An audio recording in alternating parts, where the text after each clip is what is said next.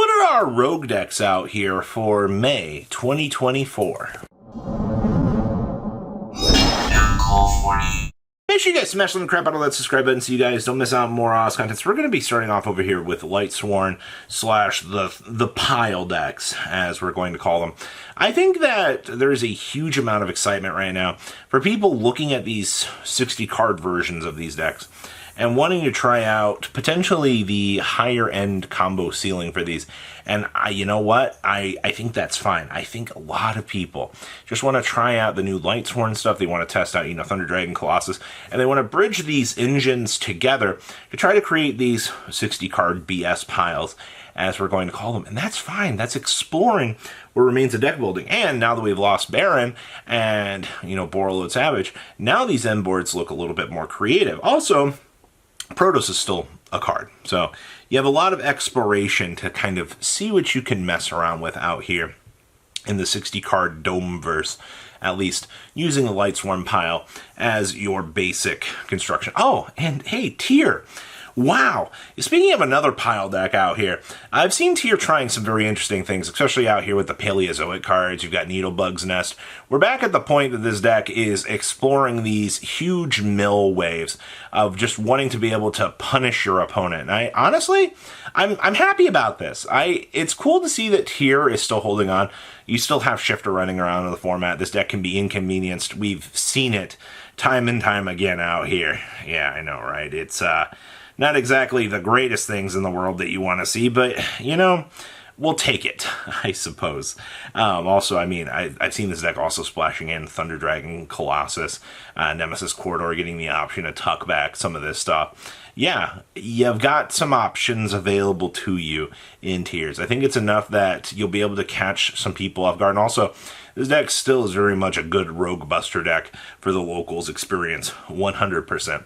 Centurion, Calamity Lock, Calamity Lock, Calamity Lock. Oh, we got the new card that speeds up the process to literally toggle for anything that you want. So basically, you're trading off the draw you got off Legatia to be able to specifically search anything in the archetype.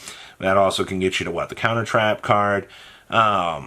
Mainly the Counter Trap card is the thing I've seen most of this end up searching, which is good. Hey, an in-archetype searcher, it's always going to be good. And then you still Calamity Lock your opponent.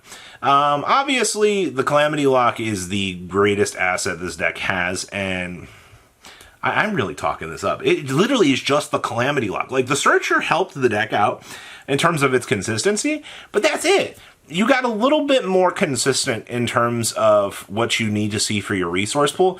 You're still 100% easy to break. We have seen it time and time again. Ugh. The Centurion experience, everybody. Plants / Rika / honestly, this is kind of just like the Rika pile here. So I do think that the plant version of the deck is going to kind of exceed a lot of expectations because you still have the Aromage and the Sun Avalon stuff to kind of keep up with you in terms of the consistency that you need to have for that deck. And, once again, adding more pieces in the equation. You also have the Odata combo pile that I've seen people messing around with. That deck can be very scary, but it does inherently lose to itself, which I think it is the second best variation of the Rika stuff. And then there's the insect piles. I'm not too worried about the insect piles, nor should you be. I think I've only ever seen 2 successful insect piles for this, and that was it. That was just twice. I've seen way more out of the Odotic build than anything else. But this category, I think, definitely goes to the plant sector of things because they just have a lot of good, consistent cards going for them as it is. Nothing really changes here. And then we have Illusion. So your Chimera gets to Nightmare Magician, adding in that extra little consistency along with if you're choosing to play Diablaze or not. Diablaze is a little bit of a hit or miss, I feel like, in these decks. Honestly, I think you can get away without playing Diablaze in this. I think Diablaze is just adding one more brick into the pile of the deck that already is full of bricks, to be honest with you. And you don't want that. But Robbie, you can, discard it off the Nightmare Magician. Yeah, sure, I guess. But then that means I could have had the Diablaze be any other card in my deck in that scenario. and we could have probably had access to a better utility option. I don't know, that's just my 2 cents when you're looking at Diablaze in the Chimera good stuff pile, but the Nightmare Magician's enough to put this deck back into the rogue category, in my opinion. At least that you need to be aware of what is going on. This is about bringing awareness to these decks and understanding what you can deal with for them. Runick variants. Oh boy, here we go again. The cool thing is, though, now that Baron's gone, though, a lot of these Runick variants kind of got punched very strongly. It does not take away from the stun version of the deck, though, because that build is still intact. Nothing happened. Actually, anti-spell going away helped things out. You still do have the Bysteel Synchro build that's still kind of sitting here in the back. You also do have, I've seen the Runick for Hire build recently.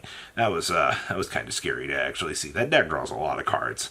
Alright, trust me, it's not exactly the thing that I want to be getting into a gridlock match with. It is absolutely annoying.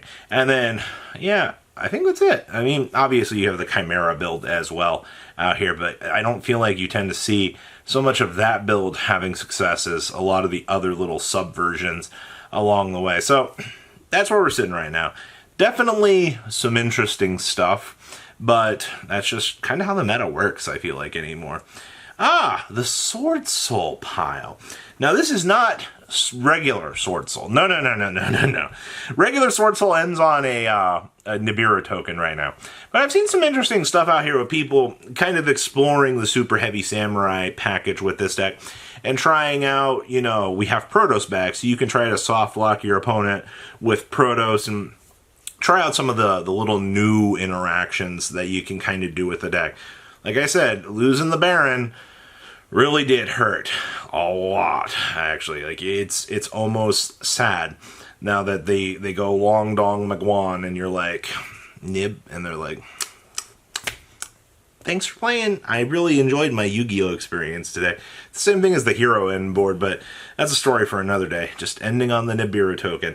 But I do think that the Sword Soul pile, at least with the super heavy stuff, definitely has some pretty cool merit to it. Now, hey, Sky Striker. I'm gonna say this. If you're looking at Sky Striker as an actual meta threat right now, you gotta remember this deck going first is still one of the weakest things that you could ever expect to see. Oh boy, they can engage through stuff. They have Chicken Game. They have Upstarts. Robbie, they have everything. Yeah, and Droll and Lockbird is literally the best card in existence right now. This deck's success rate will strictly depend on Droll's existence in the format. If Droll decides to take a backseat over here and, wants to not show up in the course of the format, then I think, guess what? You'll have a chance. But that's not to say, though, that the utility options, I really do think that for a good Sky Striker, hand to kind of set off, you definitely need that second turn to get things going. Once you're into the third turn, you're definitely spinning out the advantage wheel and making those key plays, resetting up the advantage. But you really can't afford to do that right now. It's just quick and go. And yeah, Magispector, So this is definitely the local buster deck. Literally, your card saying your opponent can't target them is some of the most hilarious stuff that currently exists in the course of the format. I like that a lot. I like that your opponent can't. And then you have a good trap card selection. You also have Secret Village locking your opponent. You just got Kieran back, alright?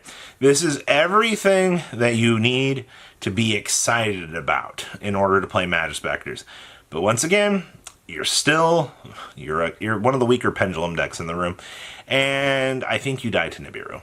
You can technically Kieran back, try to protect yourself, but I have not seen a very good consistent track record for this. Alright, if your opponent forces you to blow through your resource pool, it's all ogre.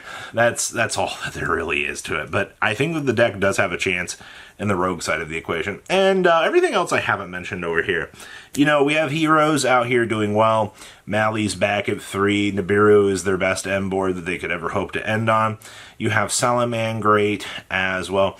There are a lot of decks that Ancient Gears for the random OTKs.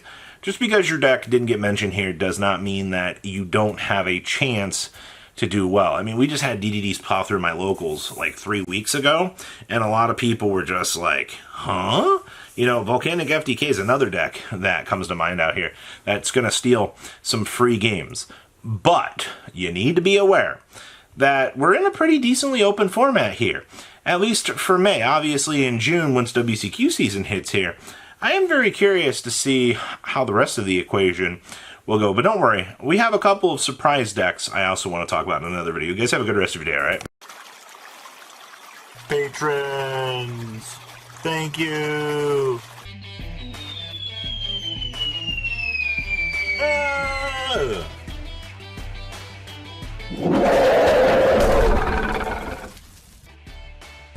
Thank you so much for watching. Check out these other videos.